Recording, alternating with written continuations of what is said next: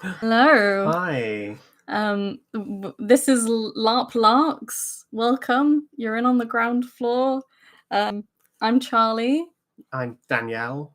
and we're going to be doing readings of Winds of Fortune Yeah, and just talking about our experiences of reading the Winds of Fortune as well. yeah, Because I feel like a lot of people are quite intimidated, rightly so, by the Winds of Fortune. I've been intimidated by them. yeah. I think they're like huge blocks of texts, and I think it's one of the things because this is about Empire LARP. Yes, This is the thing. it is. So this is about Empire LARP, which is the biggest LARP in the UK. As far as I know. As far as I know, to my knowledge, it being the only LARP I've been to. Yes. And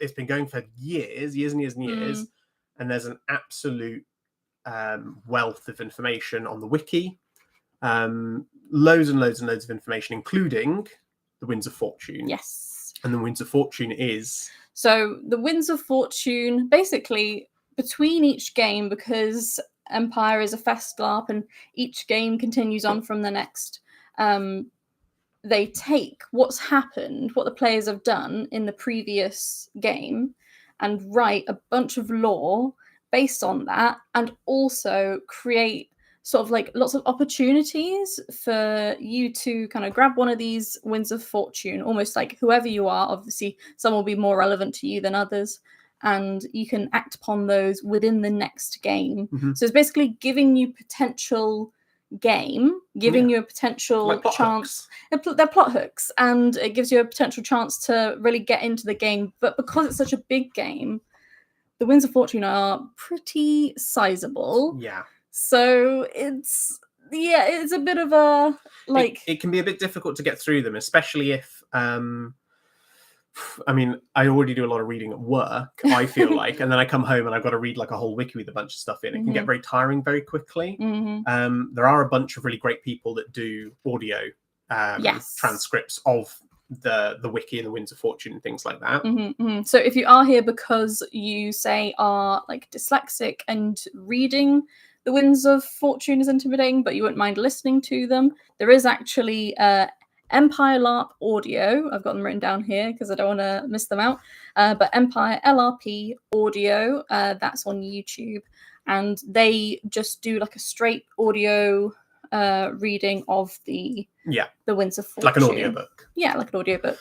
Whereas here, what we're going to do today, completely different. We're going to read through it. We're going to do the voices. We're going to stop and start. We're going to come across terms that we're unfamiliar with, or that we think maybe other people might be unfamiliar with, and just like explain things as they go. And because I think kind of the last bit of important context is that this is what we did before E1. So we knew, I think someone had told us, or we kind of picked up that it was really important to read the Winds of Fortune. And we sat down and we made an effort to read to each other the Winds of Fortune, and it was really good. Actually, it takes a lot of time. It was very time consuming, but it meant that when we were actually at E1, we just knew a bunch of things that were going on in the world that all of a sudden we could pick up in conversation with people. Yeah, we were like really excited about bits of the game that like we had no idea about before. One of the things I remember us reading about Sodogua, and that being, we got really like enthused about Sodogua. Yeah, I felt really bad for him. Who's Sodogua is like an eternal. Eternals usually interact with like people who do magic within the game. But they're basically powerful creatures, definitely not gods, because that would be heretical. But they are very powerful, kind of demigod kind of creatures that can have a lot of influence. And that was one of the things where, even though it didn't make it into our actual game, we still were influenced by it. We still wanted to like have that within our characters. We knew our characters' opinions on that. And I think it really just helped us feel more immersed in the world. Yeah, when you can hear other conversations going on and you know what they're talking about. They're actually not just talking about something and you've never heard of it. You actually do have a hook into it. It was really good. And so I think the idea here is that we're going to be doing this anyway. We're going to be reading the Winds of Fortune to each other. Yes. So we may as well do it with anyone else that wants to watch at the same time. Yeah. So we did this last time. We do the voices to each other. We kind of try and make it fun, and it was fun last time as well. Because I remember my first ever game, which was only a few games ago, for me at least. I tried to look at the winds because I was like, I really need to try and soak in as much lore as possible, and it just felt. I think I looked at it like quite close to when the game like started, and it was very overwhelming. There's too much I didn't understand. Whereas now is the perfect time. If you are looking at the Winds of Fortune, it's perfect way to start. Maybe starting with us, but also just starting as they come out, because they start coming out a few weeks before the event actually starts, and they sort of trickle out, and then they sort of pile out as well. Yeah, and I was going to say, you got to stay up to date with them. That's the thing, because as soon as you start falling behind with them, it becomes a bit of a battle to get back up to date. So hopefully we'll be doing that. We'll be staying up to date with them, and hopefully by extension you'll be able to stay up to date with them. Yes. And when you said they start releasing the Winds of Fortune a few weeks before, something they did for E1 and something they've done here for E2 Winds of Fortune is they've released things about the Empress first. So they've given sort of priority to things that the Empress has wanted to do. It was about the coronation last time, and now it's about the address and things like that. Yeah, so the new Emperor Vesna, who only was just made into the Emperor last coronation last E1. event. So very exciting stuff, and that's kind of coming out before everything else, because I guess it's like a huge event, and kind of everyone should really know a bit about this. So it's a good place to start, and a great, like if you're new and you turn up to the game and you have like nothing you feel to talk about, a new Emperor is definitely news to anyone, and everyone will have some kind of opinion on it. So even if you just walk up to people and be like, hi, I'm new to Anvil, and then, later in the conversation be like, that Emperor, right? What about that? And then you'll have something to talk about. Yeah, and I think that is because that in turn is kind of what the Winds of Fortune are about, because it's a huge game. It's really easy. Definitely in my experience when I started out, it's easy to get lost in it. It's easy. There's so much going on. It's difficult to say, what do I do next? But if you've got a Wind of Fortune that you're interested in, you can just hunt that down on the field and pursue it. So lots and lots of interesting plot hooks in the Winds of Fortune. Yeah, once you know what your character wants, I feel like that is possibly the most important thing. Even if you think about writing, like if you're writing a book, a novel or something, the main core of a narrative is to have, your character, you got a character, they are going through in their life and they have some kind of want, and then they bump into other people and they either help them or hinder them with that. And that's kind of how stories just happen. So the second you are like, oh my god, my character cares about this thing, then I think it helps your game massively, which is really nice. Yeah, it gives you something to care about in character. Something to care about more than, oh god, what do I do? Yes. Something actually in world to care about. Right. Shall we? I was going to say, get stuck in. There are right now at this moment in time, there are 3 Winds of Fortune that have been released, and I think I'm going to cover them all tonight, or we'll stay up to date with them. Yes. Do you want to start off on the first one? Yes. Let's see here. And if you are kind of watching, you can also go onto the Empire LARP wiki and go onto the Winds of Fortune. You can bring these up at the same time and read through them if you want, but we'll be kind of reading them off the wiki as they are. And if you're watching this not live, then we can add a link into the description, and you can just click on There'll them be a link somewhere. as you want. We're definitely going to do that. We'll do that. Yes.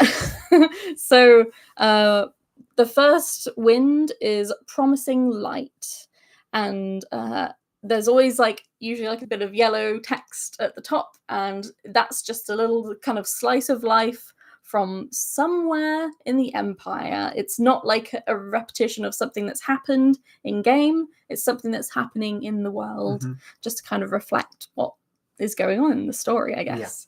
And I always read them because I like doing the voices.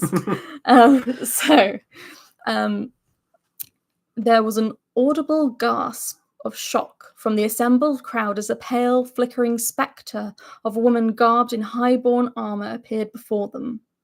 If Empress Vesna was alarmed, she gave no sign of it.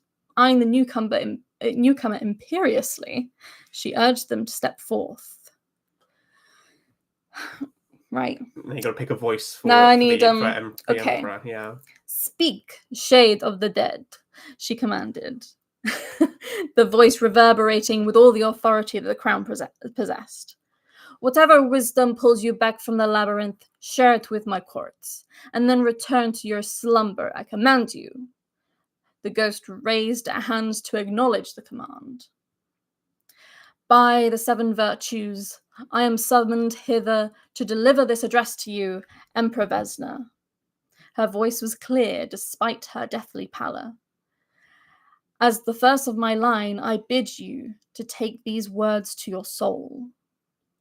Nicole moved her arms slightly to pull herself an inch closer. She was eager to hear what the first Empress had to say to the new Empress, but it was hard to catch much of it from this high up. It had been scary stuff, getting here, even with Annie's ladder.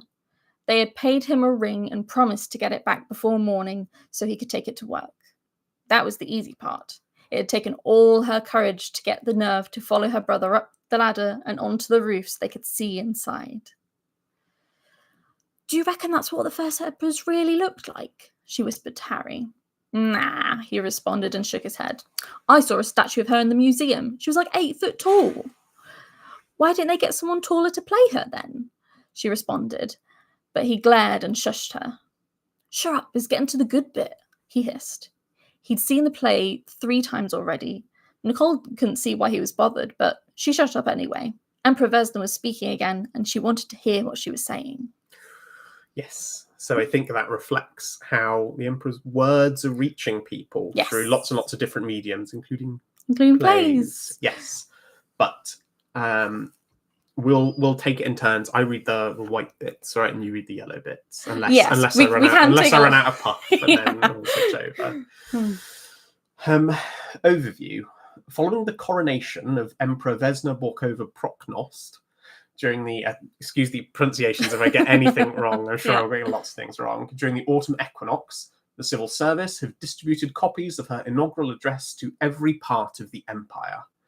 The opening address of a new throne is always eagerly anticipated. Emperor Vesna has wisely chosen to address many of the problems currently bedeviling the empire.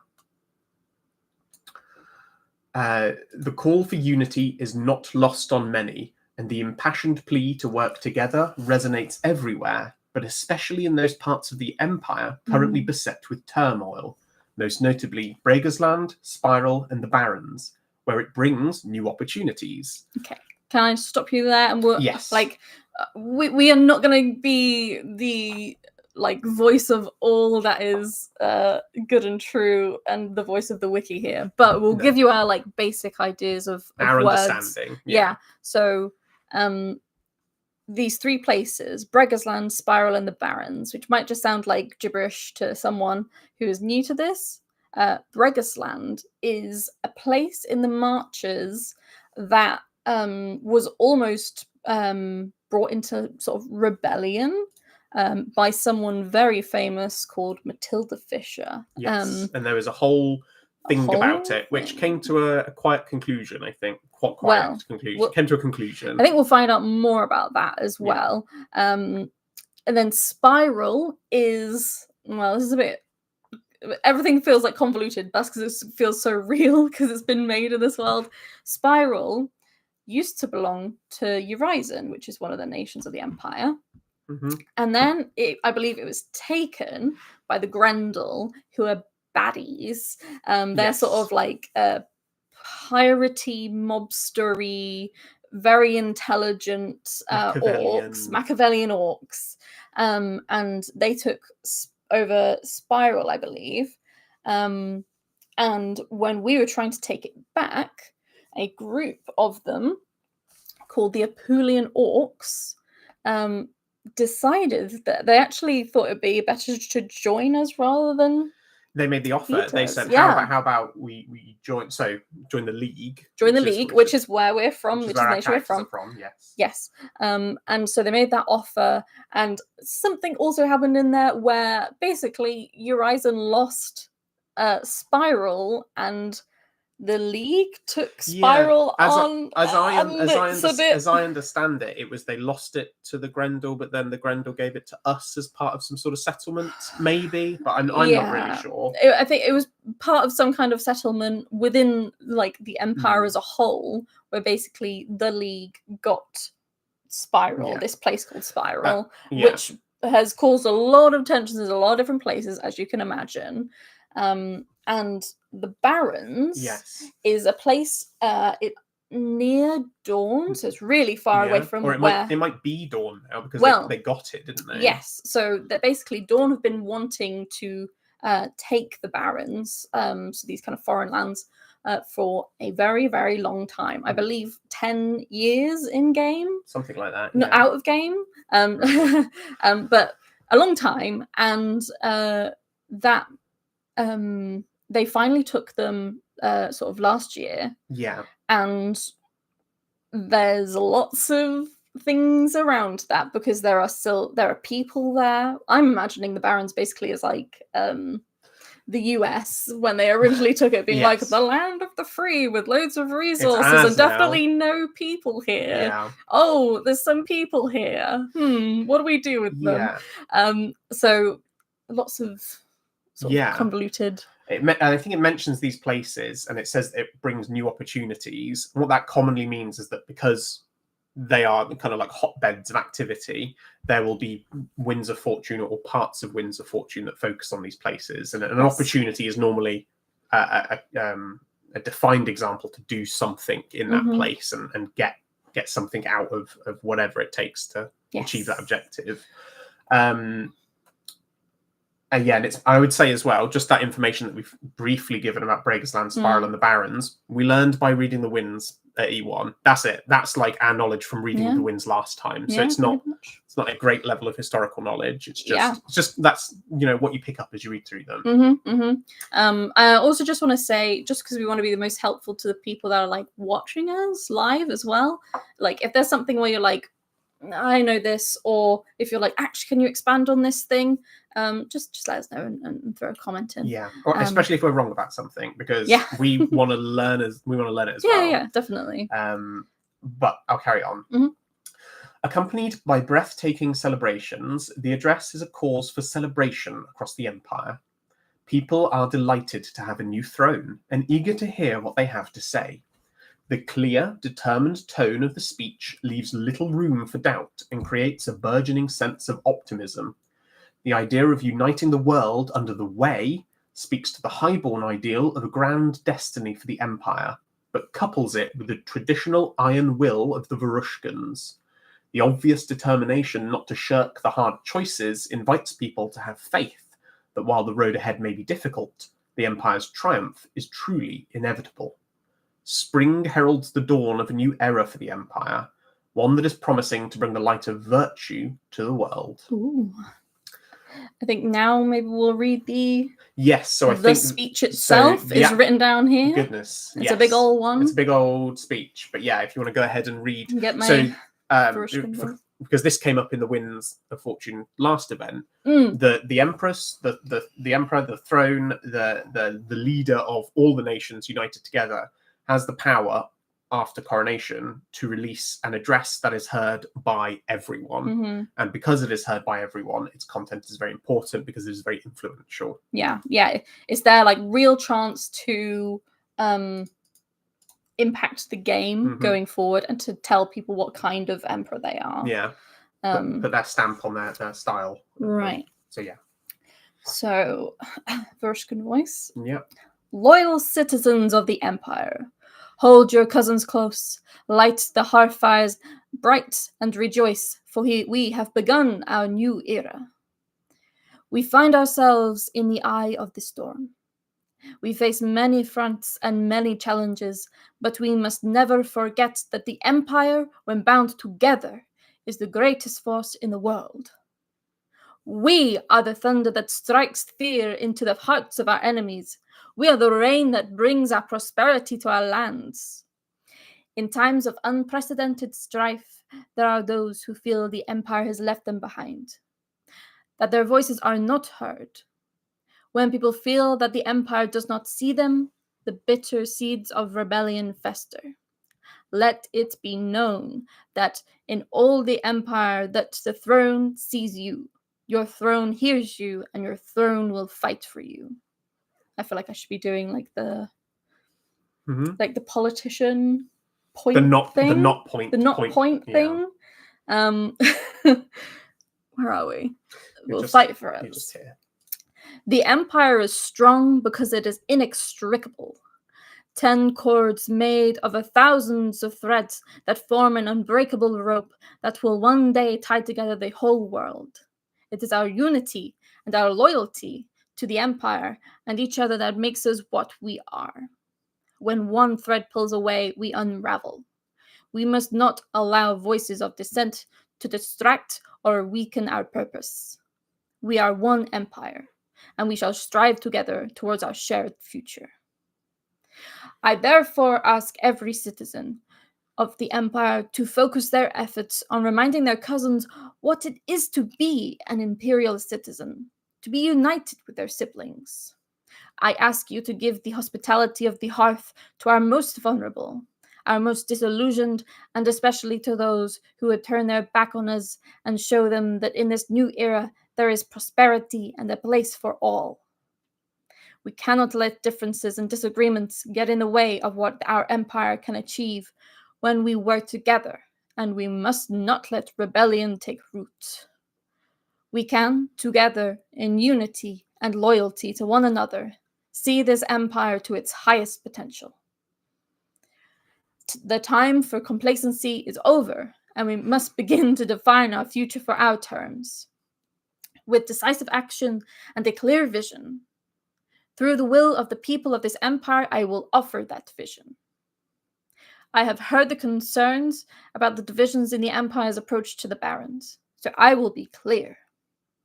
The Barons are imperial. The Barons are Dornish.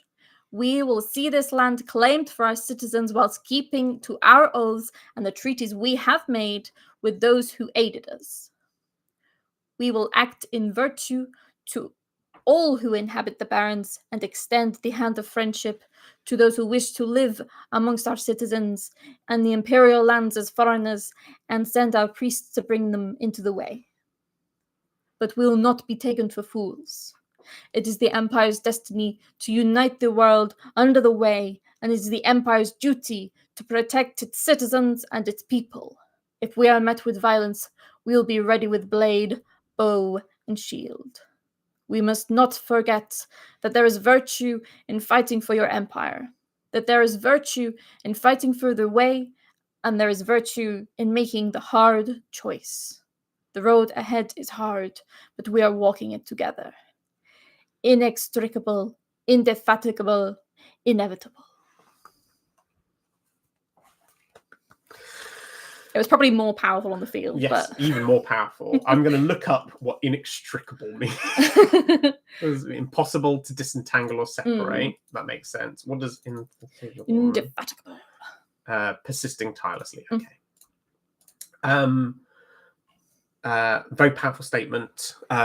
Preaching unity, I think, between all the nations. Preaching the way, which, if you don't know, is the religion of the Empire. So if you see any reference to the way, capital W, virtues, capital V, or any of the 7 virtues, which are, they came up multiple times in that. Prosperity. However, I was keeping count of like what virtues were mentioned how many times. Loyalty was mentioned more than once. Prosperity was mentioned. I don't know if other things were mentioned, but a lot were missing. And I'm like, Yeah. So there was a bit of religion in there as well, which is very important because I think a mantra that we have is that the Empire is a theocracy. Yes. Is that the Empire is run by run by religion, really. Yeah. So everything you do has to be religious. Yeah. It has to link back to the virtues in some way. It's united by religion. Yeah. But that is our opinion. That's our opinion. That's our correct opinion. Correct opinion. So, a formal title. The throne has formally indicated that they intend to use both Emperor and Empress interchangeably. Each throne is granted the right to pick their own title, to decide how they will be referred to. The previous incumbent chose Imperatrix Elisabetta as her formal title. Emperor Vesna has informed the civil service that they should use both Emperor and Empress interchangeably when referring to the throne by name. Citizens are presumably free to use either title, although those looking to please the throne may wish to adopt the same approach as the civil service. The throne has further indicated that their pronouns are she/they. Cool. That's cool. Oh my god, what are our pronouns? Oh, I know that. In real life. In real life. Life, my pronouns are they them. And my pronouns are she her. Yeah. In the game, I'm like whatever you want to call me. I think you put down somewhere officially. You said surprise me or something like that, and I was like, that's a very cruel thing. No. Breathtaking celebrations. Mm-hmm. So this is something that came up in the last Winds of War. People were asked to fund the celebrations. So this is presumably the result of that. Yes. There are breathtaking celebrations across the Empire to commemorate the inauguration of the 21st Imperial Throne. The steward of Goodleaf Gardens, the Marcher, Cole Carefoot, has been chosen to take the lead in arranging the festivities that celebrate the coronation. 250 thrones raised at Anvil by the Imperial Senate are enough to persuade many prosperous citizens to dig deep into their own pockets to ensure breathtaking celebrations as unforgettable as those that marked the coronations of Empress Giselle and Emperor Nicovar. Mm-hmm. So I think that's the second best option, if I remember. Yeah, there was an option for if they managed to raise 500 thrones, it was even better. But that's obviously a lot of money. Yeah, leave the empire. For context, obviously different things happen if you're more involved in the economy in the game. But the average player receives about a throne or worth of money or materials every event. So for scope, 250. It means that a lot of rich people had to dig deep to make this happen even. Yes. Varushka leads the way. On the whole, the northern nation is proud to see one of their own sitting on the throne for the first time since Varkula. Vesna is only the second Varushka ever to ascend the throne, and it has been more than 2 centuries since the end of the 4 decades-long reign of the one they call the Undying. People are not slow to make comparisons with the formidable Varushkan throne, who presided over one of the longest periods of imperial expansion in its history, especially given the tenor of Vesna's address. Traditional Varushkan celebrations are held in almost every vale, many beginning during the Feast of the Loom and then continuing for the following week. I'm going to look at what the Feast of the Loom is because I don't know. I believe this is their... so in the winter solstice, the one just passed, so E1, lots of different nations have their own kind of celebrations connected usually with like the dead and things like that, but they're also celebrations, and I think this is their the Varushkan like winter version. Celebration. Yeah, and you're right, it begins at dusk on the first night of the winter solstice. So and then continuing for the following week. Bonfires push back the cold night, with people gathering around the flames to share food, drink, stories, and songs, and to toast the health of their new empress. There is food for all, fresh-baked loaves of bread leavened with honey, succulent cuts of smoked meat, all washed down with wine, mead, or ale. The Stenza regale those who gather with songs and stories from the founding of the empire to the present day, and many express the hope that Vesna, like Varkula before them, will show the empire how enduring a Varushkan throne can be. Obviously, the celebrations are not confined to Varushka. The scions of Cold Sun might seek to stamp out all the joy from the empire, but Constanza y Galama y Guerra bears the words of pride assembly across the empire, reminding everyone how vital it is to recognize and exalt the achievements of the empire and its citizens. For many, spiting the forces of oblivion is as important as marking the ascension of the new throne. So signs of the Cold Sun, already mentioned. Yes, so Signs of the Cold Sun, they are basically the new villain on the block. They're kind of terrifying. They're not just like, Yes. lots of, basically all of the sort of villains we've had till now have been like orc, foreign nations, that kind of thing.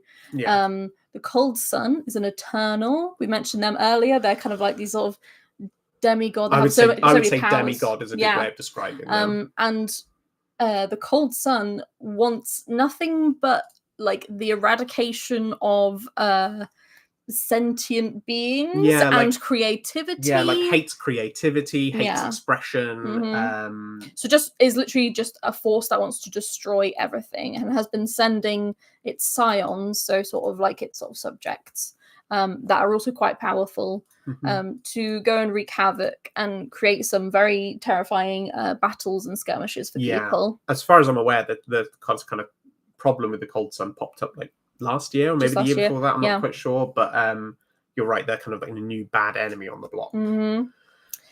So they're just saying here, it's important. It's, in terms of pride, which is a virtue, it's important to have pride in the empire and say no to things like the Cold Sun. But it's also pride to be like, we've got a new emperor, and it's very important to recognize that.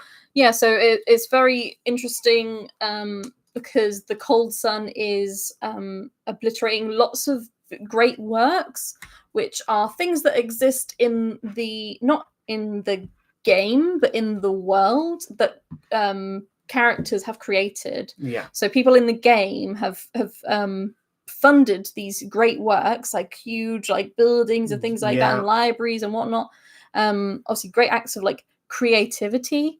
And the Cold Sun is seeking them out and destroying them, which is obviously a huge problem. And also, it's like something that could be, it almost gives a sign of what can be fought against. So people being like, we need to be proud of ourselves, proud of our creativity, express ourselves, use our arts and whatnot. That is almost like in service to fight the Cold Sun now, which is a nice... Yeah, Cold Sun feels like it can be beaten with the power of like true love. So that feels about right. Carrying on with the celebrations, there are masked balls in every city in the league, even the newest, which is a reference to the Apulian new city, Spiral. One merchant prince commissions a troupe of actors to write a daring play that imagines the new throne receiving advice from the ghosts of thrones past, which tours to packed audiences and critical reviews. There is feasting and storytelling in the halls of Wintermark and the steadings of Navarre, and while the celebrations are more restrained in nature in Highgard and Urizen, they are no less well attended. There are banquets in the marches and great feasts in Skarsind. In the beleaguered Brass Coast, there is a certain extra edge to the wild parties, filled with music and dancing and roaring flames, and the hope that the new throne will see the Grendel driven from their lands once and for all. I think it's worth mentioning there that the Brass Coast has like lost one of its lands, Madruga, to the Grendel, those baddies we mentioned earlier. Baddies. And basically they have lost like a humongous part of their lands. And so they really are like down on their luck at the moment. I think I'm like I don't know all the politics behind it, because I'm like, what happened with the Brass Coast where they just kind of went unsupported, or well, I'd say unsupported for so long, that they managed to lose so much land. I'm like, what happened? I'd love to know. Maybe it's worth finding out in game. Yeah, they just seem to be in a bad situation right now, really bad situation. Empress Vesna's address is particularly well received in Dawn, where many are already engaged in grand celebrations of their own. Most of the season's tourneys for the Grand Tour are given over to festivities in recognition of the new throne, with earls eager to award laurels to those who claim to champion Vesna's cause. New fairs are arranged in Dawnguard, Coombe, Culwich and Orvan. Yeofolk and nobles alike charge their goblets to the throne, some even pledging to achieve glory in her name. It's very cool. Now, this is interesting because I don't think I feel bad about saying this. Like, this happened in game, but I don't feel like it's very relevant. but I went to the loo one night. Yeah.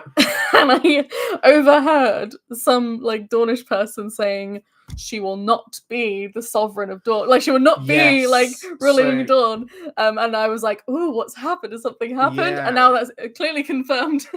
So from what I remember, the previous Empress Elisabetta, who was League, there is a separate title, and it might be Queen or something like that in Dawn. And Empress Elisabetta claimed that crown in Dawn at the same time, and it's a crown of flowers, and then she became the Queen of Flowers, which was a good thing? I assume people liked that.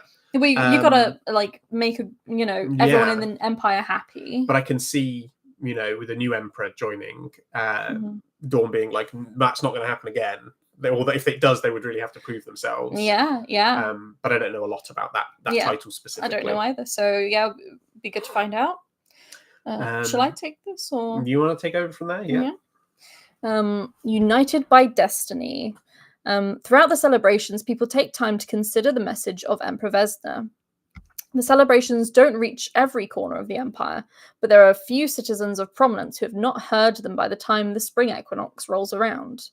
So this is basically saying you should know it as a character. Yes, because if you're coming to the summit, you're a powerful and influential person, so you should know about it. As one might expect from a Varushkan, the new throne does not pull any punches as they lay out a vision for the empire in the years ahead.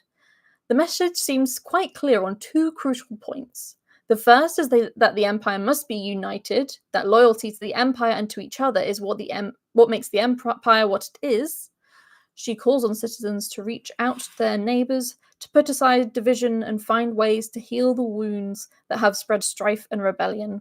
The clarion call to put aside differences and reach out to those who are disaffected creates new opportunities to address the strife in Bregasland and in Spiral.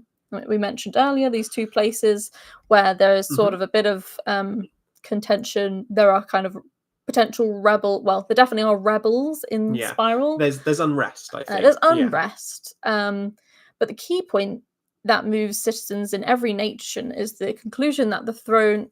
But the key point is that moves citizens in every nation is the conclusion in which the throne starkly insists that it is the Empire's destiny to unite the world under the Way, which as priests in game we approve of. Yes, very much so. She reminds everyone that there is a virtue in fighting for the Way and virtue in making the hard choice, and makes clear that the Empire must go forwards together. Inevitably, this call to the Way reminds the virtuous of the grand plan to transform the White City of Bastion, to create a new holy city that will outshine any ziggurat built in Timoj, and demonstrate unequivocally that the Empire is not just the birthplace of the Way, but the centre of the faith throughout the world. So the city of Bastion is in Highguard, which is one of the the origin of the empire. So Highguard is like the first nation of the empire. And what this sounds like is it might be a basically become like the Vatican City of the empire. I've just gone back and looked at the original opportunity. So there is Timoj, which was just mentioned then, is the city that is the center of the Way. It is like the holy city, but building this transforming Bastion into the holy city instead will change the location of it. And is Timoj a different Timoj feels like it's like a Sumar Republic? So it's not a part of the empire. It's not part of the empire, but they still have their version of the Way, but their version will be a bit different from ours in important ways. So it's very important to have a holy city, become the center of all things holy, and then preach our version of the Way. Yes. Which will also... and maybe force it on other people a little bit. Which will also help us become more imperialistic as well. Yes. Yeah. We're not necessarily the good guys, but we will be the winning guys. And right? when we get to them, then the winning guys get to write history. Exactly. So then we will be the good guys. Yeah. Yes. So the plan for the holy city requires 1,000 wains of white granite an unfathomable sum greater than any individual citizen might imagine or indeed acquire, the only practical hope for completing the project this century comes if citizens in every nation work to support it. The virtuous people of Highbourne have committed themselves to the project until it is complete. Other nations have offered aid, but Dawn, the Marches, the Brass Coast, Wintermark, Navarre, and the League have only promised support for a single year. The nations of Urizen, Varushka, and the Imperial Orcs have declined to focus on the support for the grand project. Following Empress Vesna Bukovna Proknos' inaugural address, any nation in the Empire that is not currently committing their support to the Holy City can enact the following mandate. It is the Empire's destiny to unite the world under the way. We send a named priest with 50 doses of Liao to urge every citizen to contribute what resources they can spare to support the creation of a new holy city at Bastion. The road ahead is hard, but we are walking it together. So this means that any priest in Urizen, Varushka, or the Imperial Orcs, because they haven't supported this yet, A holy city, yeah, can put out this mandate for other priests to vote upon to actually kind of change the sort of trajectory of that and encourage their nation to become... Yeah, the idea is that they would put this this billet forward, as it were, and it would be proposed to all of the priests in their nation to vote on, and it will effectively be a religious decision for their nation to decide whether or not to support the creation of this holy city. Yes. And then there is a thing that happens if you vote on that and it is successful. If a nation enacts this mandate, then the citizens of that nation will find what white granite and funds they can spare and donate them to support the new commission. Every territory outside Highguard that is affected by this mandate will donate 4 wains of white granite and 8 crowns to support the commission each season for the following year. As with the earlier mandates, however, it would be impossible for a nation to support the creation of the new holy city in this way without exhausting their capacity to support other such important causes. As a result, it would be impossible to use the mandate to urge a nation contributing to the holy city to support another commission or similar project. Any mandate in the Imperial Synod that urged citizens to provide financial support to a different commission or cause would fail to affect the nation while they are supporting the Holy City. Any statement of principle in their National Assembly that asked the nation for their support in this way would fail to produce a mandate. Unlike other mandates, this mandate can be enacted at any time by any nation, the Empire, that's not currently supporting the construction of the Holy City, even if they have raised it or an equivalent mandate in previous years. This opportunity remains for as long as the current throne reigns. Yes. So one of the things I always kind of pull out from the wins is like, it's never a free win. You know, there's always a cost, either which way if you choose to go for it. And on the face of it, this looks really good. You know, if you vote for it, building a holy city, you're basically pulling materials from nowhere because people will scrap together and find what they can to donate towards the project, and it will start pushing its way towards completion. But the cost is not being able to support anything else. Yes.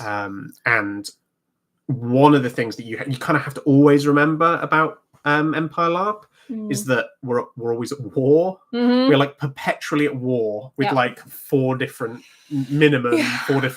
massive entities or nations.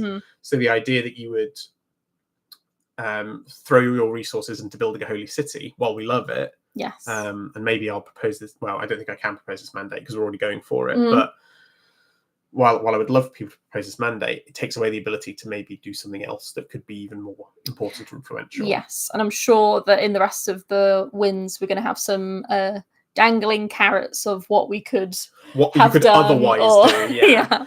And I think the important thing to take forward is the nations of Urizen, Varushka, Imperial Orcs have declined to focus on the support of the Grand Project. Why? You know, if you're looking for game, if you're looking for things to do in game and you want to get involved with religion, why have they refused to support the building of the Holy City? Do they want to? Could you encourage them if you're a member of that nation? Could you raise this exact I'm going to call it a billet, but I can't remember. Is there a better word? Mandate. Could you raise this exact mandate and encourage people to vote for it? Or if you're not of that nation, would you go into that nation and try and figure out why and understand it? Yeah, because if you're not one of those nations, you're one of the other ones that are supporting it. So do you want to go into there and be like, why aren't you, what are you doing? Aren't you super religious? Don't you love it? Yeah. Aren't you united, as the emperor has said that we must all be united? This is kind of like our sphere that we pay particular attention to because it's religion. We're both priests or bishops rather in the league. Yes. So anything religion, but a holy city, we've got. Can we say no? Can we say no? We already haven't said no to a holy city. Okay, so this is just the summarizing like paragraph. So we're at the end of this wind now. So participation, regardless of your character's personal opinion on the new throne, it is difficult to avoid the festivities. Even the armies on campaign make a point of encouraging soldiers to mark the occasion. I feel like I've been at a lot of house parties where it's difficult to avoid the festivities. And I'm like, okay, I'm here now. Even the armies on campaign make a point of encouraging soldiers to mark the occasion. Everyone is encouraged to create stories of the celebrations they've seen, attended, or thrown to mark the coronation. For many, there is a sense that the new throne and the new year might represent an opportunity for a new start. The most optimistic look to Vesna's address as a call to put things aside that divide them from their fellows, to lay down their grudges, and to reach out to their fellow citizens in a spirit of unity. Even those who aren't fans of the throne themselves might still partake in this spirit or be inspired by the message of a grand destiny for the empire to ultimately unite the world within the way. The way. So yeah, that's the first of 3 winds of fortune. I think like the takeaways are, if you want some like fluff, some role play, what did you do to celebrate the new emperor? Yeah. What did you do? Was there a street party? Did you throw a party? Did you throw a ball? Did you go and see this play, etc., etc.? But then like substantially, bringing it back to that holy city. And what is your character? What is your character? Because this is the question you should be asking yourself as well. What does your character think about this holy city? Yeah, it's interesting because, like, obviously I'm all for religion, all for that kind of stuff. Maybe a little part of me feels a little sour that it can't be in one of the amazing cities of the league. Yeah. But Highborn is, like, the originating, like, center of the empire, at least. So we can give them that one, maybe. Yeah. Maybe it'll produce, interesting things for us. But I think that's really where it's going to come down to, especially for a couple of leaguers. Is it going to do anything for us? Well, I think there's a push and pull between this holy city being set up, and I think my character would probably see it as very imperial, basically. Yeah, it creates a stronghold for our religion, which my character believes is completely correct at all times. 100%. And that enables us to continue to spread our influence by way of religion, which enables us to expand culturally, as it were, not just expand in a military sense. So when people make the argument, why aren't we focusing on our military efforts to take land? Well, actually, it's why use vinegar when you can use honey? Yeah, we can inspire people, maybe, or make a stronger hand to guide people into the way. Yes, and I mean effectively. The thing is, it sounds kind of an oof where we're like doing a bit of a what is doing a bit of a missionary thing where we're going over and being like, our religion is fantastic, and also if you don't like it, we'll kill you. So it is a bit of an oof. But not for us. Not for us, because and that's the way is the right way, and that's sort of the game. That's what it's representing, which is pretty cool. Yeah. And that's why I think that's why we say it's a theological society, because that is, we are correct in the religion. That is our absolute belief, is that this is the correct way. Yeah. With some variants and interpretations and things like that, it is the correct way. So I think the one last takeaway I would take from this as well is that I think everyone should go, even if you're listening to this, go back, go to this first wind and read that speech of Vesna's again, because if you can have an opinion on it, great. I think that like it's just a good touchstone, I think, to be like, this is what our emperor stands for, and this is what I think like my character would think about it. And do you stand for unity? You know, she talks about all these kind of like threads weaving together, but some people hate that because it speaks to like individual and cultural loss. So what is your character's opinion on it? So it's worth figuring that out, but I think for now we can move on to the next one. Move on to the next one. So the next one is called Newport Old Wine. Right. Okay, I think we've got some marches here. Yeah. So I get to do my March accent. So Newport Old Wine. John of the Rushes stared at the steward. She was surprisingly young to be head of such an important household. He reminded himself not to underestimate this woman. The steward had earned a reputation for being canny and utterly ruthless getting to where she was today. He pursed his lips to a thin smile and looked down at his notes. What would you say is the notable quality of Eels Landon? What? The woman's voice was cold and sharp. What do you need to know that for? Somehow she made the question sound like a threat. Oh, well, when the Imperatrix granted a charter for Sarcombe, she recognized the expertise in the field of mining. She gave them the right to create a permanent trading post for metals and granted them license to charge handling fees and benefit the town's citizens. Folks will ask what you feel Eels Landon has to offer. His voice trailed off. The steward was reported to have a nasty temper. She rarely raised her voice by all accounts, but it was claimed that her pupils went completely white when she was angry.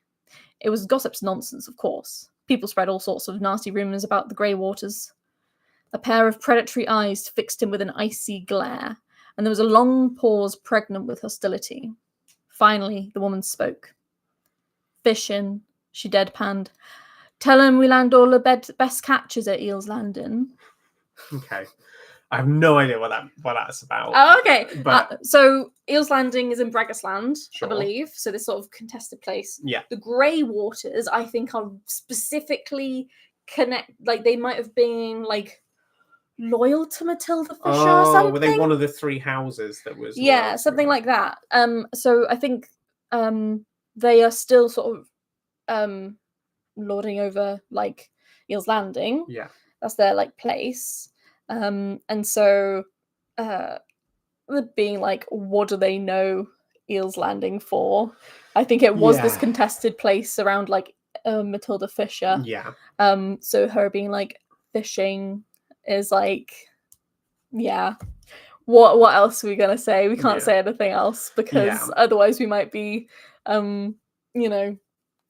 taken for what would it be, heresy? So I think I don't know how much context we've given on Matilda Fisher, given what we know about her. So she was like the leader of a potential rebellion. Yes. It's a very deep subject. You can read about it on the wiki. I don't think we can give it full. No way we can, because we came in at very, very much at the end of it. But as far as I was aware, in kind of brief terms, Matilda Fisher led like a splinter faction of the Marchers, and ended up allying with the Jotun. And was eventually killed for it. Suffered a mortal wound. E1. And then eventually died. Last E1. There are a number of houses, NPC houses. I think I don't know if they were playing. I don't know is the thing. There are a number of houses that supported Matilda Fisher, wanted this kind of separate splinter faction of Marchers to exist. Yeah, and they were punished effectively for their involvement, and that's what this particular passage relates to. I also noted at the beginning it says she was surprisingly young to be the head of such an important household, and I'm kind of thinking, well, that's because got rid of all of the other members of the household. But we'll read through and see what this is all about. Okay. Overview. The majority of the Bragas are delighted that the Jotun have been banished from the territory and pleased that the pretender, Matilda Fisher, is no more. Had she been given years to establish her steward's council, she might have won more of them over. Certainly Bushel Sykes worked hard to try and convince Bregasland that they had more to gain by leading themselves than being ruled from Anvil. And Bushel Sykes, I think, was I would He was define like him loyal as to her, wasn't he? I would define him as some guy in a pub, Yeah. basically.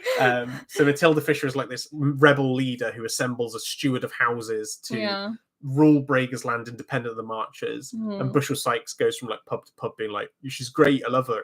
I love her. And like ended up being killed in a pub. Yeah. He was like, I'm basically never going to leave Bregasland.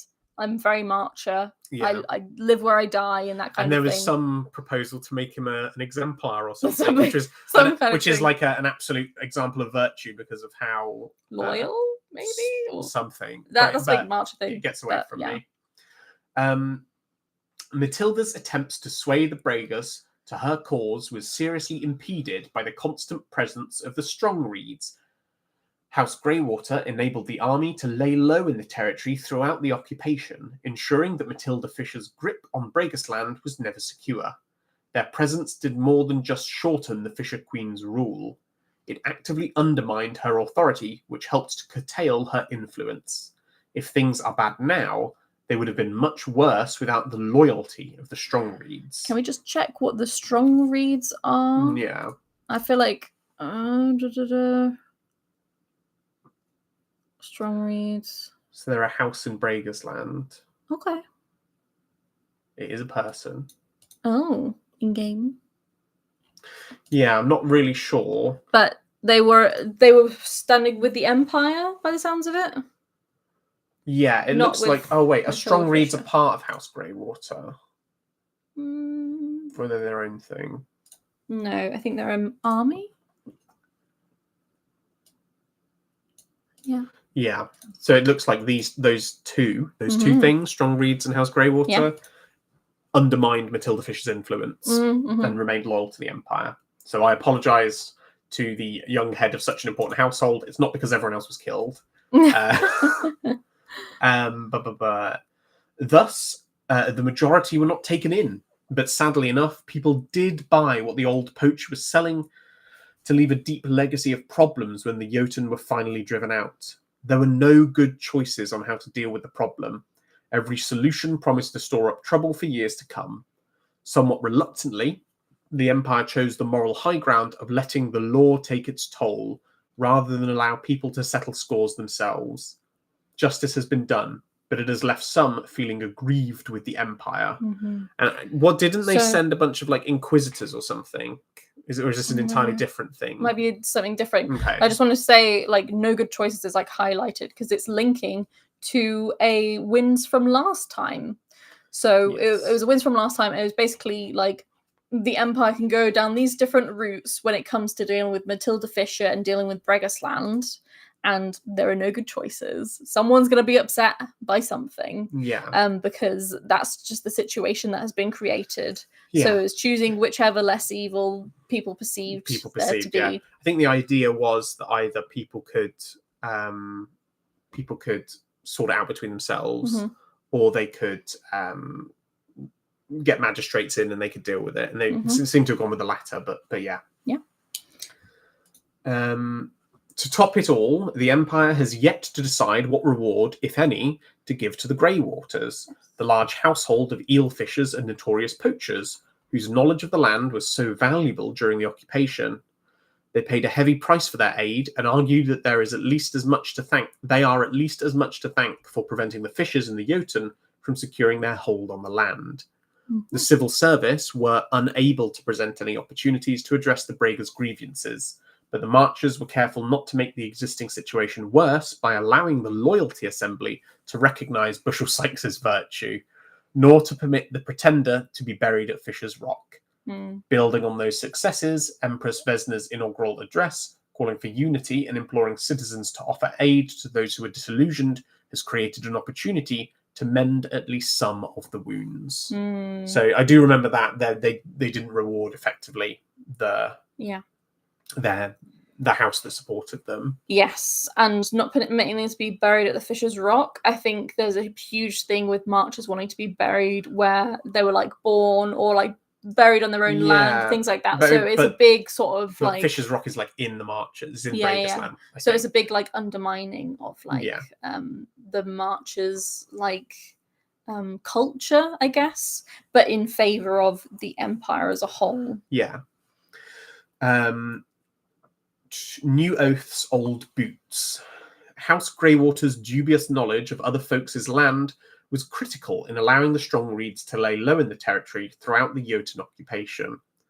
After the army led the attack that drove the Jotun out, General Amberlin proudly boasted that the Reeds will not forget this. Oh, I should do it in a... The Reeds will not forget this, and we will never abandon Breaker's Land again. It might have been nothing more than an idle boast, but more than a few people wondered if she really meant it. And knife-eared Francis, Friar of Graven, challenged the general to repeat the oath in front of the Marcher Assembly. His intention was that the Assembly could use a mandate to let loyal folk across Breaker's Land know that the oath had been sworn and witnessed. Such oaths can be powerful hearth magic. Putting your money where your mouth is buys a lot more respect than empty word in the Marches. Of course, some fool had to go further and suggest that the general could swear the oath on the lictors if they really meant it. But that was daft talk and got short shrift. I don't know what the lictors are. Mm-hmm. Oh, it's an Eternal. Eternals of Autumn. Okay. Oathbreakers. The lictors hunt oathbreakers, so it'd be like swearing on the river Styx kind of thing. Yeah, and then you get hunted down if you break your oath. Yes. Okay. Hearth magic is one thing, the lictors are another entirely. So nobody is too surprised that the plan was thrown on the midden, but they are pleased to hear from the Larkin Otterways that General Amberlin has sworn a binding oath that the Strongreeds will protect Breaker's Land. The general's oath won't do much for those who are bitter about the occupation and the outcome, or those who sided with the Jotun are left feeling resentful and rebellious. But it does impress the loyal folk of Breaker's Land. The ones who kept faith with the Empire throughout are more than pleased to know that the general intends to keep faith with them. Amberlin's action cements the affection that many loyal Breakers feel for the Strongreeds, ensuring their support should in any fight here in the future. Of course, if Breaker's Land comes under attack, and the Strongreeds are not present by the start of the very next season, then the oath will have been broken and the trust shattered. Provided everyone is as good as their word, then that won't ever be a problem. And there's a couple of... Yeah, there's a March proverb. There is a wide ditch between saying and doing. Mm-hmm. If you read The Winds of Fortune, get used to reading March of Proverbs. They come up all the time. Someone really likes them. The person who writes them really likes March Proverbs. They're good fun, though. I'm kind of into them as well, yeah. And then there is a... this must be his oath, right? Yeah, mandate. Which was upheld. So this is a mandate from a priest, Father Edmund. Know your heart and what commands its devotion above all else. We send Larkin Otterways with 25 doses of Liao to let everyone in Breaker's Land know that this is the land of the Strongreeds and that they will never abandon it. Yeah, which that as a thing makes sense. They're basically saying the army will stay there and protect Breaker's Land, and if the army doesn't stay there and doesn't protect Breaker's Land, then people will absolutely hate that. But that's Marcher business. Marcher business. House Greywater. Mm-hmm. The one group that arguably does have some right to feel aggrieved, House Greywater, are definitely listening to what the Empress has got to say. It has helped considerably that the Imperial Synod has just taken the decision to reward the household with 20 thrones in recognition of their efforts to support the Empire. Marjorie Greywater is a proud woman, but not so proud that she'll turn down a steward's ransom. Just by way of a little bit of background there, the Imperial Synod is the amalgamation of all of the priests and religion in the Empire, all in one place. Yes. And they are able to pass a judgment of rewarding, to reward people who have been particularly virtuous. Yes. And they have done so here. The household were well pleased when the Marcher Assembly recognised their loyalty, courage, and vigilance, but the suggestion that they could be rewarded with land was not well received. More than a few Greywaters perished during the Jotun occupation. Guiding a resistance effort is dangerous work, after all. As a result, claims Marjorie Greywater, the household have more land than they can usefully farm for years to come. Truthfully, the fact that the Synod has no legal power to grant land in this way is likely the real reason for the house's disgruntlement, but less kind tongues suggest that the Greywaters turn their noses up because, quote, they're now but a band of poachers who take more interest in other folks' land than they do in their own, quote. In fact, if this open disdain it's this open disdain that really rankles with the steward and her household. The Greywaters have always had a poor reputation, and if they hope to improve their fortunes by risking everything to oppose Matilda Fisher, they have been disappointed thus far. Part of the problem is that they had to keep quiet about what they were up to when the Jotun were ruling Bregasland, so most of their neighbours have treated their subsequent claims to be the heroes of the hour with cynicism and derision. The new judgment has solved their wounded pride and restored their faith in the Marcher Assembly. A judgment saying they should be rewarded is one thing, a pouchful of thrones is another. Quote, a tree is known by its fruit, not by its leaves, quote, as the Marcher proverb goes. But what Marjorie Greywater really wants isn't just a way for the family to get rich. It's a chance to finally show her neighbours that the Greywaters are every bit as good as them. So when the canny steward hears the new throne's address, she puts together a plan that might just do both. And then there's a Marcher proverb. Mm-hmm. There's 2 ways to bury a hatchet. And I imagine... I had to think about that one as well. Yeah? I saw it like at the start and I was like, wait. And then I was like, oh no, like they mean like burying it like in the ground. Yeah. So you're not fighting. Or burying the hatchet. Yeah.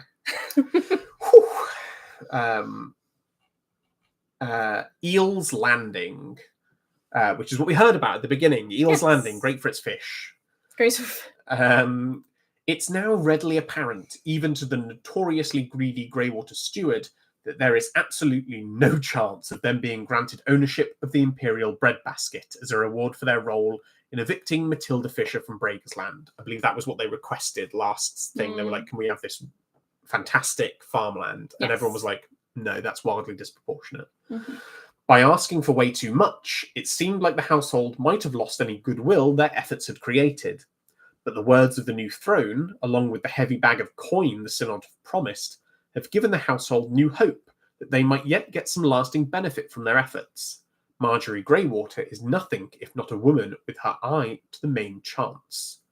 To that end, she has asked the throne to consider granting an imperial charter to the market town of Eel's Landing in the North Fens.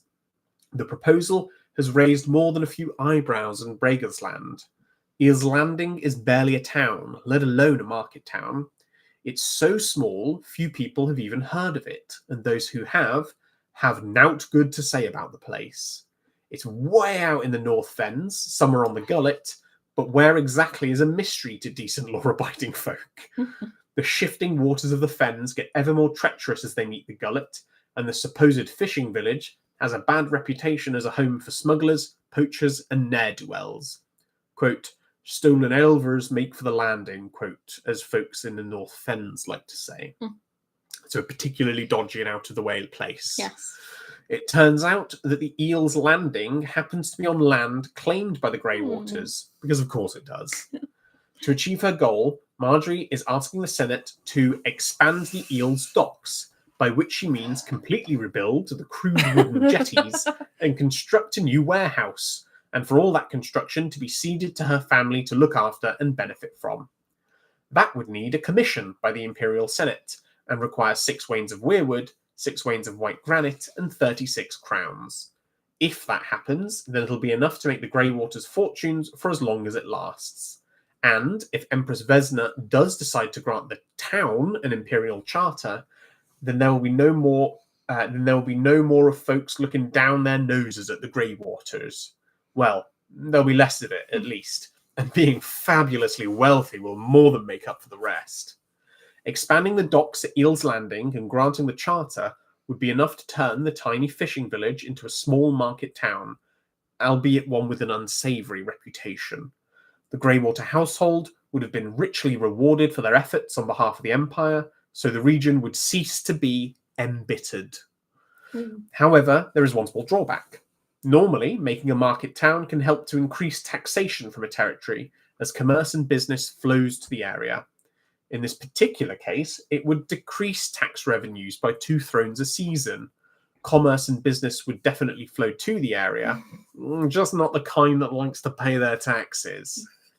Whether honest Bragus wants somewhere like Eel's Landing to become a place on the map is another matter. It would certainly add to the rich character of the territory, but perhaps not in a way that everyone would prefer.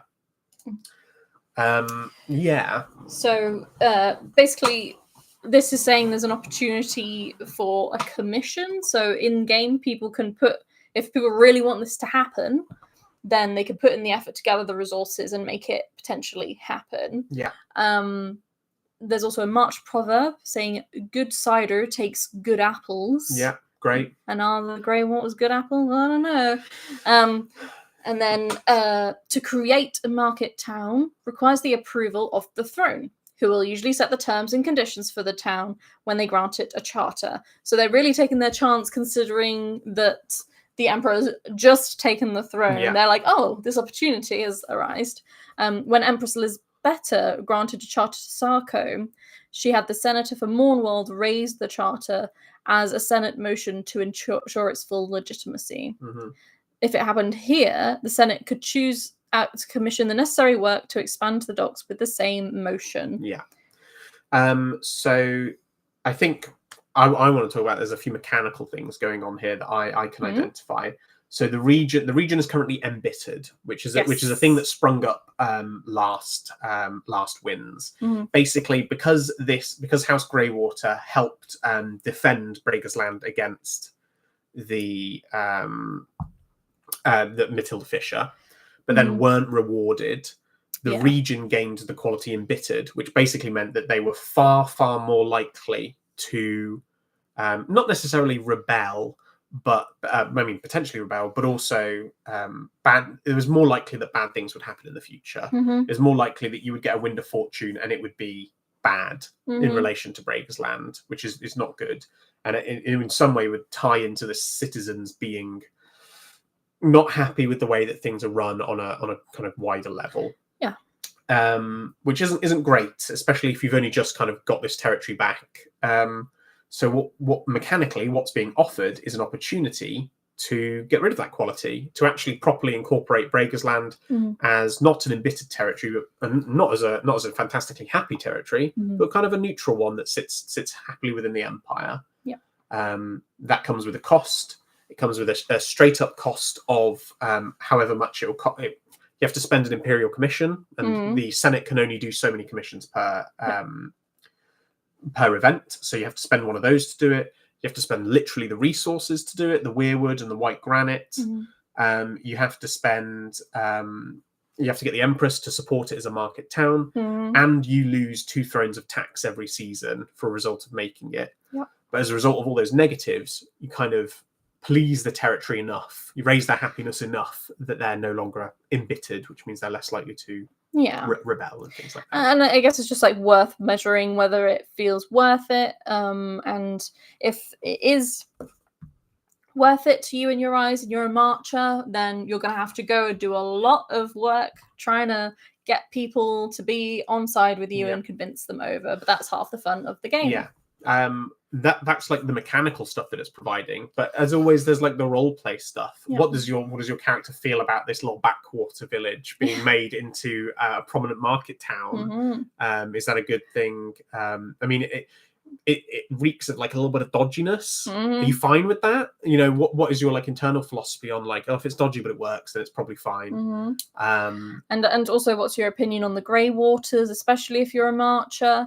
You might have seen, you might think, oh, well, the grey waters, they're already, they basically had to have their arms twisted to hand over Matilda Fisher anyway. They're already kind of dodgy. And for some reason, they're going to get given a whole market town and a new dock for what? Doing more of their misdeeds. After trying to get the breadbasket, which is a ridiculous tract of land to ask for. I think as well, just think about it from like a game perspective. What does this actually, if your character is in support of it, you got to go run around and do a bunch of stuff. You got to go convince the Empress. You got to convince the Senate. Yeah. You got to get the materials. There's a bunch of stuff to do just on this one tiny little thing that relates to making a single region unembittered. And you can't do it alone. Yes, it is a multi-person thing. So even if you had this one thing as your character, even if you really wanted this to happen, that would if you're keep like, you I'm happily... from Eels Landing, and I want Eels Landing to be a thing. Like, if that was the case, then that could have you running around for the whole weekend quite happily, I think, and trying to make stuff happen. Whether you succeed or not is a different thing. Yeah. But it'll have you getting round, talking to people, and that's the real part of the game. You'll be talking to the Empress. You'll be talking to the representatives of her. Yeah. You'll be trying to talk to the Senate. You'll be trying to talk to whoever's got resources. You can making deals. There's just like, there's so much going on in this one thing if you're interested in it. You know, it can power your whole weekend, really, and that's what the win's all about. Yeah, that's what they're worth reading, I think, for that. Even if you aren't in the marches, you might just have big opinions about this, you know. And I think the beauty of it is with Empire LARP, you can end up going into like a mystery third direction that no one ever predicted. You know, you can end up being like kind of doing half of it, or maybe the Empress says something different about it and it's not a market town. Or maybe some other commission is made. This is just like a very strong example of kind of like an option. You can do whatever you want. You know, if after talking with people, you kind of want to do something different, it's all doable. Definitely, yeah. I think this is more of a suggestion, and definitely not all of the wins end up becoming something, but they're all presenting options and things for people to have opinions on. Opportunities, yeah. So I think so. What's that? So that's a lot to do with the marches in that. Let's do the marches. So do you remember? I've just gone back to it. What did the previous one? So that was just to do with the Holy City, wasn't it? So that sort of covered a lot of people. The Holy City, the Empress's speech, all of these different sort of elements there. And now we're on to the last one. The last wind. I'm just going to refresh it. We'll just see if there's any others. No, it is the last wind. I was definitely prepared to do another one if the one came up. So the 3 pillars is the last one. And just before that, actually, I will say, I reckon that their wins usually start coming out 3 weeks before the game starts on the Friday, which I think might be this Friday. So that would be my prediction for the first wind coming out. So that might be the next time that you'll see us doing a stream. So we're going to try and keep up with those as much as we can. For our benefit. We would love as well if like you can put a comment and say like how helpful this is. Because one thing I have been wondering is whether it's more useful for us to really fully like read out and do everything we would do, or whether it would be better to have some kind of like kind of abbreviated in our own words kind of thing about the wins that have come out that day, and then you can go and do your own looking into it. But let us know what you think. But now we'll go on to the 3 pillars. Our final wind of fortune. Right. Okay. I'm just trying to figure out what voice I've got to do for this. Aurelius and Livia. I don't know. I can't place those names, but maybe it's I'm getting either a like a highborn or a Urizeni, maybe. Yeah. Just because Spiral was like Spiral. I would tend towards Urizeni. Yeah. All right. Yeah. Okay. Cool. Aurelius leaned heavily on his staff as the pair of them climbed the winding path up towards the spire. He didn't really need the staff at the moment, but he liked to play up his age when he was on order business like this. You never know when you'd find some fool who'd underestimate you if they thought you were old and infirm. Livia, his loyal sentinel and dearest friend, walked patiently alongside him. She was usually happy to follow his lead, but it was clear that something was puzzling her. He raised an eyebrow. After 20 years of working together, it was all the communication he needed.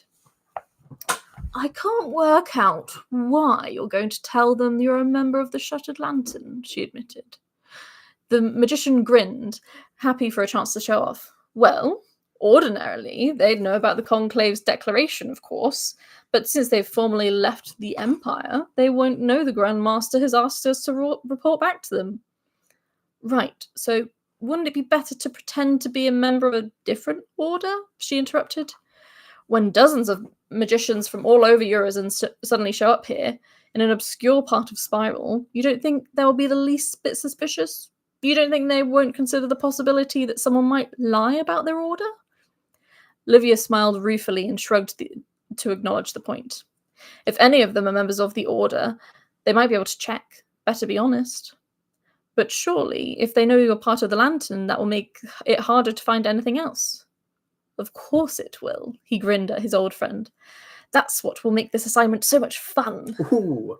I'm now realising that we're moving through what these winds represent. We're moving through the most tumultuous regions that stand to be united by the Emperor's statement. Yeah. So we started with the Emperor's statement. Wind 1 was uniting Brager's Land better. This now wind is about Spiral. And I think there is an unpublished wind yet to come out that is about Barons. Potentially, yeah. So I think I've seen it at the bottom of the page somewhere. But yes, so this looks like it's all about Spiral. Nice. Overview. There is open rebellion in Spiral, as many of the inhabitants struggle to accept the striking change of circumstances following the allocation of the territory to the League. That decision angered many loyal Urizeni who had remained in the territory, enduring the rule of the Grendel and enduring the malign influence of the Black Plateau, in the hope of the day that they would be reunited with their nation. The Black Plateau is really bad, right? The Black Plateau is like this stretch of land that is just like pure obsidian, so like volcanic glass or something. It's like a desert of volcanic glass or something. Yeah. And anyone who enters there, and I think you kind of have to if you're crossing on foot going into Spiral. Yeah. You basically experience like days of like sleeplessness and madness and terrifying dreams and things like that. Like no one comes out of the Black Plateau unchanged. Like everyone is affected by it. Yeah, so it's like a full-time job. No one goes into their first full-time job without coming out scathed. I guess. You know? The Imperial Senate may have felt Salt Lord Kalak's offer to betray the Grendel was too good to pass up, but many did not agree, and spires in Ankara and Chinian took up arms in protest, openly seceding from the Empire and daring them to do anything about it. So I'll just clarify here. Salt Lord Kalak is the Grendel member, so the Apulian orc, who came to the Empire and were like, we would like to join the Empire rather than being destroyed by you. And everyone was like, yes, we'd love that. That's very cool. And now we have orcs in the League, who are ex-Grendel, which is a very interesting state of affairs. And you as a player can be an orc in the League as well. But because the land of Spiral was obviously taken from the Urizeni by the Grendel, but then given to the League, we sort of took their lands away somewhat, even though they're still within the Empire.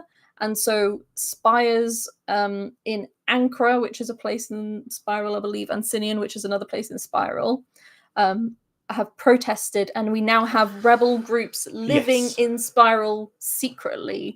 They are veiled by magic because Urizeni can do stuff like that. And like thinking about it out of character, I kind of get it.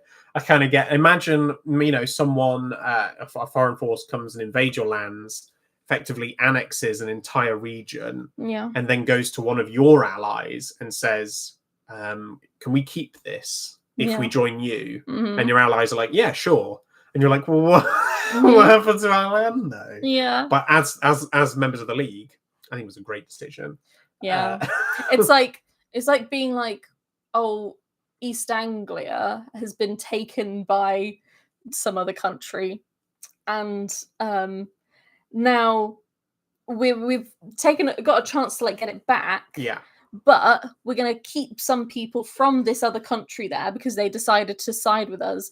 And also, the East Anglia is now part of London. Yeah. But like, it's not, doesn't really belong to the East Anglia. They can live there because it's all part of the UK, but it's London now. So deal with that. Yeah. Keen to avoid the rebellion spreading, the Empire has made concerted efforts to meet the rebel demands where they can. Those who are loyal to their spire have been given a way to keep living in Spiral with the aid of the Rainbow Serpent. I believe that's an Eternal. Yes. Now that the bountiful mana from Laurentio's legacies is flowing into the Spiral, the territory is becoming richer and more prosperous than it has ever been. Those Urizeni magicians who are content to live in the League territory of Spiral are keeping to themselves for the time being, since the mandate encouraging cooperation was withdrawn. But it is clear that they are largely content with the new settlement. I believe there was an opportunity last time to do something that boosted mana production in Urizen. I do just want to say that that talk about mana from Lorenzo's legacies. So Lorenzo was a Leaguish character, is now no more, but he was the richest man in Anvil, famously, yes. And so he left these humongous legacies that still have an effect today.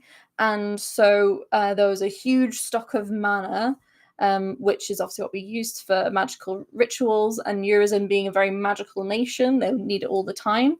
So one way of sort of making sort of reparations from League to Urizen was to be like, here is a whole bunch of mana. Please stay in Spiral. Please don't rebel. We this is just kind of like we weren't intending to kind of take your land. We're all part of the same empire, blah blah blah. So it's very interesting to see that like long legacy that has made a huge ripple effect from one person in the game. I had no idea. Just getting really it was that guy. That's cool. The inaugural address of the new throne have come at an opportune moment, just as the Senate were wrestling with a way to satisfy the demands of those Urizeni whose loyalty was to their nation. This group were prepared to leave Spiral, but not before the nation was compensated for their loss. Crucially, they were concerned at the loss of influence and asked for the Master of the Imperial Mint to be made an Urizeni national position to ensure their people continued to have an important voice in the Senate despite the loss of a senator. So that's a political balancing, because they've lost Spiral as a territory. They've lost a senator because you get one senator per territory. And I believe Master of the Imperial Mint is a League title because all of the money is minted in the League. So the idea would be, well, League took a title from us, so we'll just take a title back to kind of balance things. That was deemed too expensive, but a counter-proposal to make the War Mage an Urizeni position was well received by the rebels. An initial attempt to do just that has foundered in scrutiny, but the Constitutional Court have asked the Speaker for the Senate to raise administrative motions that could allow the Senate to achieve their goals if they are satisfied with either of the two solutions. This approach, in combination with the inaugural address of the new throne, presents a clear opportunity to address the concerns of a key group of rebels, leaving only Kalai of the Silver Flame to be dealt with. I'll just say, where it says an initial attempt to do that was founded in scrutiny, my understanding is that basically means they ran out of time. So scrutiny is when you raise motions in the synod. This is my understanding of. I don't know how it applies here. Click on scrutiny. But scrutiny is the amount of time you have to vote on something. Maybe it's and also Senate motions are subject to the same thing. Okay, so it's the same. No, Senate motions are subject to scrutiny to ensure they're compatible with the Constitution. Yes. So scrutiny for religious votes is you have to have enough time to consider it. Scrutiny for imperial Senate motions are making sure that they're constitutional. And I will just say that the Constitutional Court includes like the creator of the game, Matt Pennington. Yeah. So it's actually like a sort of as these huge ideas go up, because basically a senator has been like, we should do this instead, and the Eurozeni are like, actually, I think it would be cool for us to be like the war mage all the time. That's basically them being like, that's a huge change in the game, and it needs scrutiny by the Constitutional Court to like happen. So that's an interesting thing where a player has like created something, and sort of the creators of the game have then gone like, okay, well, do this and we'll think about it. Exactly. The idea, and this might hear it like raised every now and then, whether or not something is constitutional. Constitutional is kind of like an in-character way of saying, are we allowed to do that in the rules of the game? You know, if someone presented a Senate motion that said, let's get rid of all the existing coinage and replace it with contactless payments,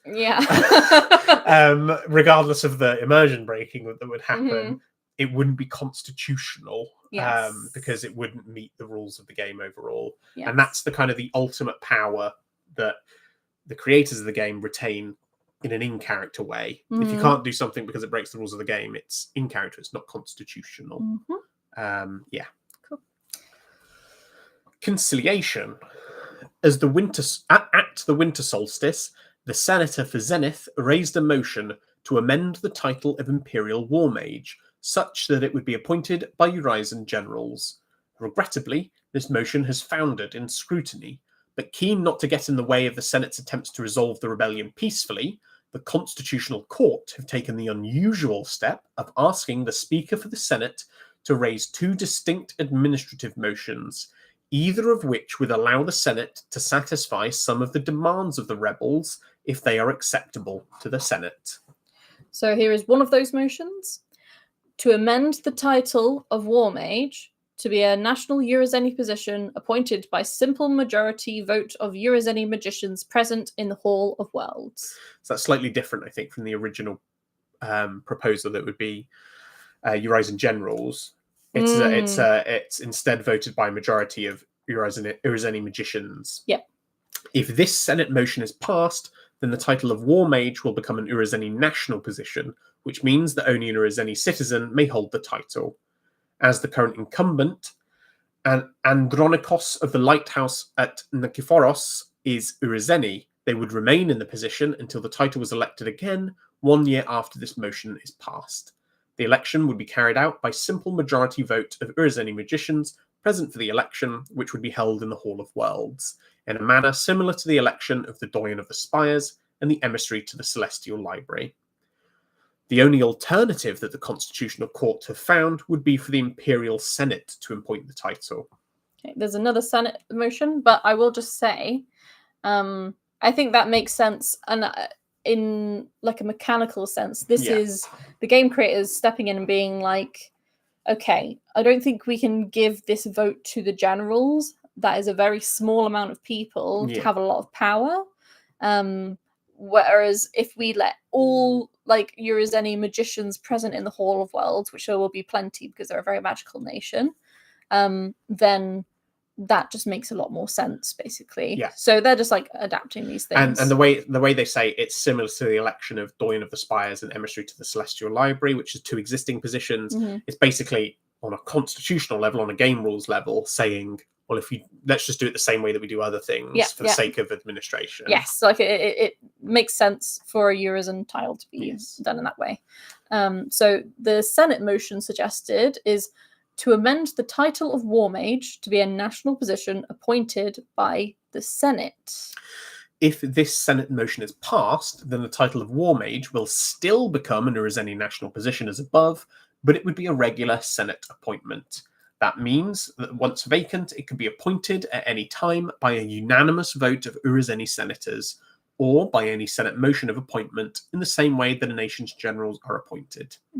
As always, it is possible that alternative approaches could be valid, but the court have considered and ruled out any possibility that the Synod, Bourse, or Military Council could be given the power to appoint the War Mage. Any change of this kind is substantial and significant. It fundamentally alters the power of the conclave as well as the title.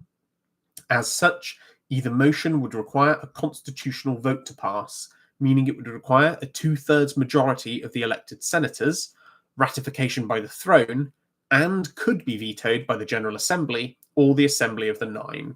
I'm going to pause there because that's 1,000 different places. Yes, it is. And I'm like, what's being flagged up in quick succession is how you get involved in this piece of game, depending on where in the world you are. Okay, so let's take this. So basically, they're saying that having like these certain groups, for them to get power to appoint a figure like that would be a very different from what the game and what the empire is like. So that includes the synod, which is where priests are, so religion, bourse, which rule over like the money and resources, and auctioning and things like that, and the military council, which includes the generals and things like that, because they don't usually have the kind of powers to elect someone to a position like that. That's why we have the Senate.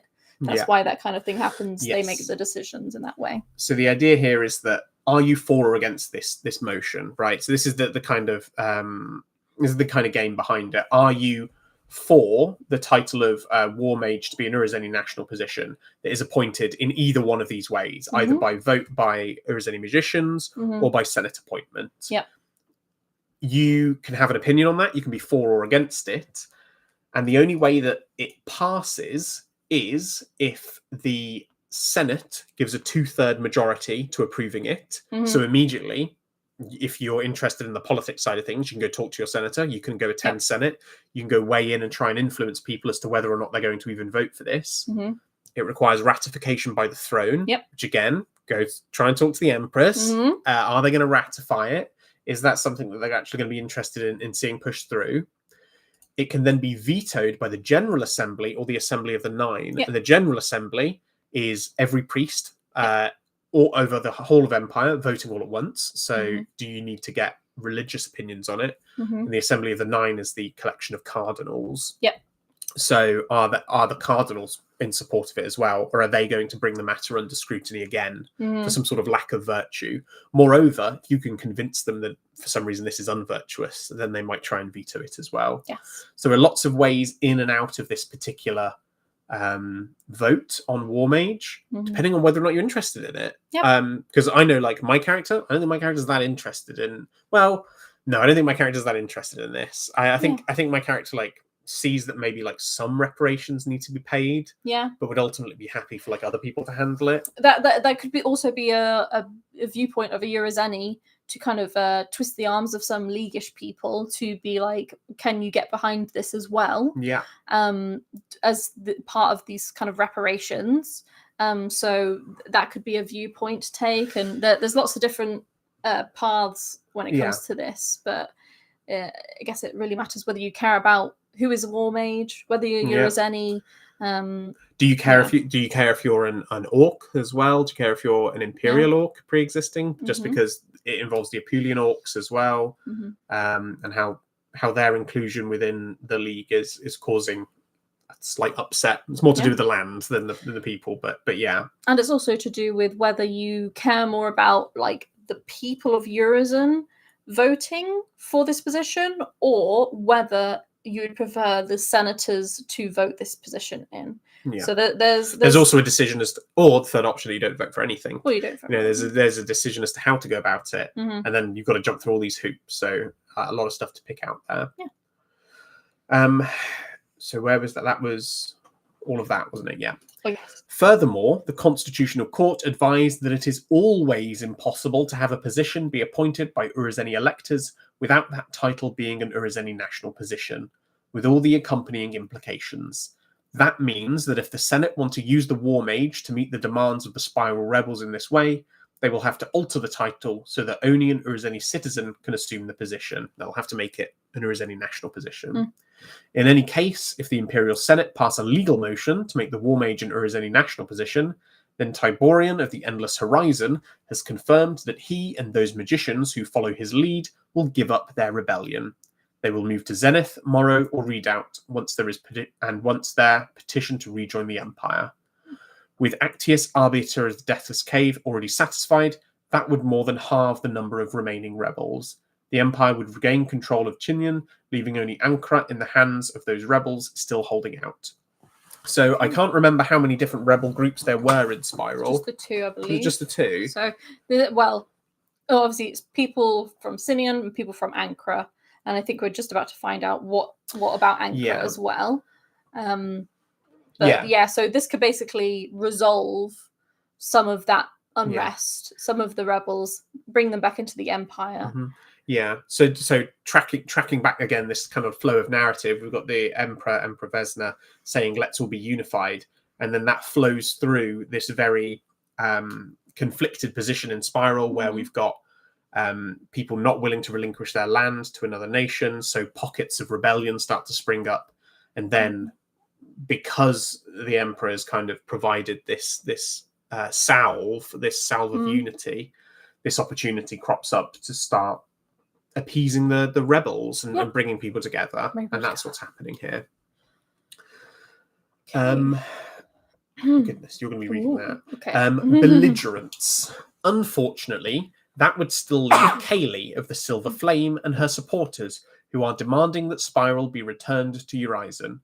It is almost impossible to see how such demands might be accommodated at this stage.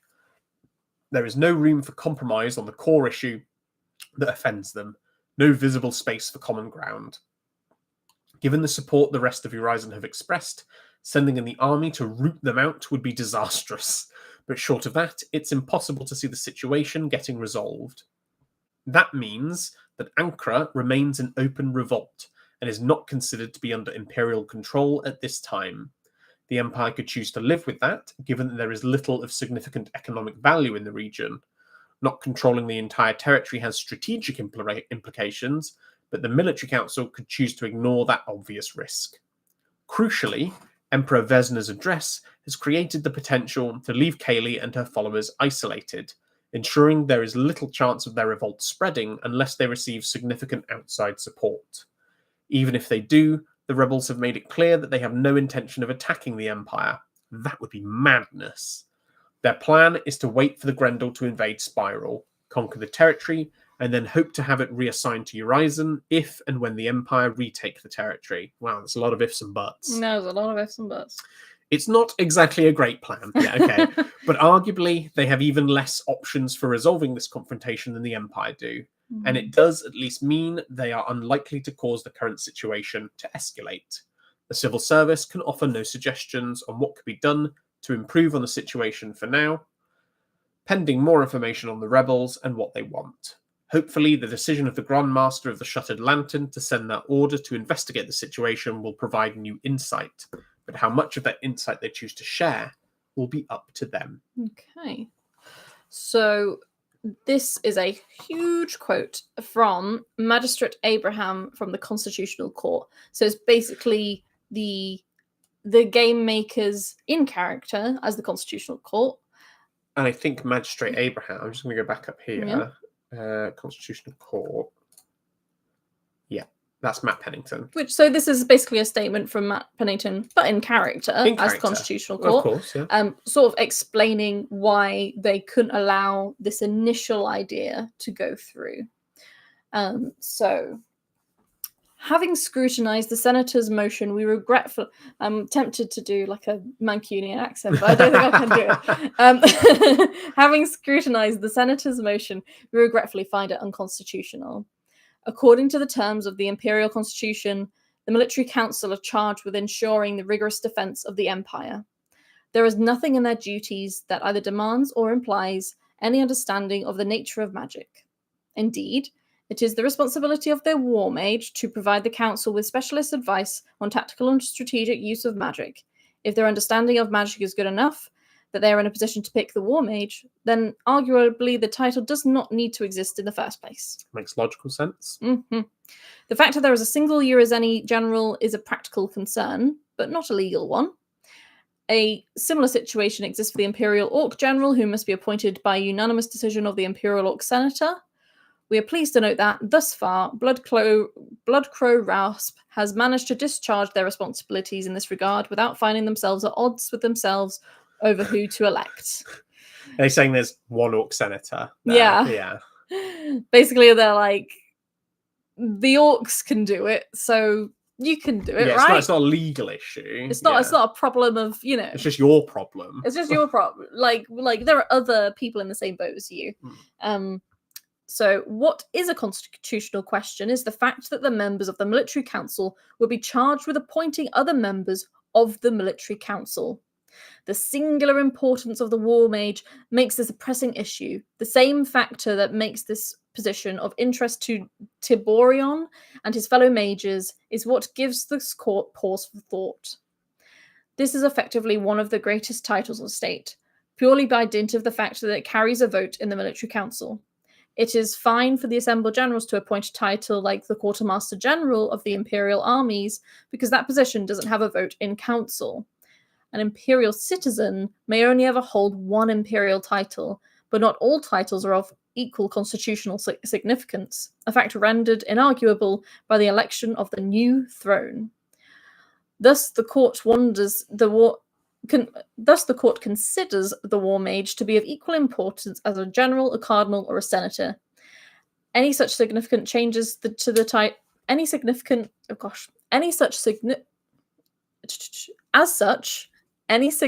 changes to the title require a constitutional vote by the Imperial Senate to pass them.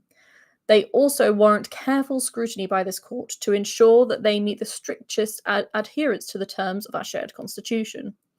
As such, any attempt to appoint the position through the Imperial Bourse or by judgment of the Imperial Synod would, in this view of court, fail scrutiny. There is nothing in the Imperial Constitution to suggest that either body possesses the expertise with magic needed to pick which citizen is best placed to advise military council on matters of magic. Of course, the Constitution makes no such claims on behalf of the Imperial Senate either, but it does give them a responsibility to ensure the good governance of the Empire. As the senior executive body of the Empire, it falls to the Senate to appoint a position when no other suitable mechanism can be found. Thus, they can take on the responsibility to appoint the war mage should they accept the burden. The ideal body to elect the title is the conclave, who better determine which magician is best placed to offer specialist advice to the council. Who better? Basically. Who better to determine this? However, the court can see no acceptable mechanism by which the conclave could ever appoint the national appointment. Given the involvement of hundreds of magicians, conclave sessions are already lengthy. The mind recoils in horror at the prospect of Empire's finest magical experts being forced to stand around watching while a tenth of their number engage in a lengthy election. However, that does leave open the possibility that the title could be directly elected by Uranizeni magicians, a well-worn path graved by the smooth appointment of the Doyen of the Spires. It is hard to imagine a body more appropriate to appoint a Uranizeni magician to advise the military council than the collected wisdom of the magicians of that august nation. Such elections are expensive, of course. They consume a significant amount of Merlot's most limited resource as the overseer of imperial elections, his time. There are no circumstances where the court would tolerate an expensive method or appointment being used for a minor sinecure or the like. But as has already been established, the War Mage is one of the most significant titles in the Empire. As such, we are satisfied that Urizen could use their own well-established, unique approach to directly elect this key position if it were made an Urizeni national position. As the court failed to provide this advice in advance of the senator submitting their motion, I suggest we ask the speakers to raise a pair of administrative motions for the Senate to consider if either of these constitutional options is acceptable to them. That seems fairest given the circumstances. Plus, it'll wind up any number of constitutional scholars, which is an added bonus. Don't publish this bit. That's just kind of the in-character explanation, yes. Really. I think it makes sense in character as well. You know, you can't have the military council electing the military council. Yep. You can't have someone who doesn't know anything about magic electing the war mage if the war mage is supposed to advise the military council on magic. And the senators might not know magic as well, but it is their duty to know things and to be able to govern the Empire, so they could also be a good choice. Yeah, they're the only people other than magicians that squeak through with enough experience, and then limiting Conclave's vote to just Irizeni makes sense because all of the Conclave magicians voting at once on something would be a lot. I've only heard of Conclave, and it sounds like a very stressful meeting. Very long, stressful meeting. Yes. Apparently, where you're surrounded by people on all sides. Yes. I think You're like in the middle of a circle if you're talking, which I guess could be a lot. But I feel like that sums it up pretty well. Yeah, I think this Wind of Fortune is all about this position of War Mage being potentially made Irizeni. If that goes forward, it again soothes a tumultuous relationship in a rebelling territory. Yeah. And and if you're interested, there's a dozen different ways and you can get involved with it. Yes.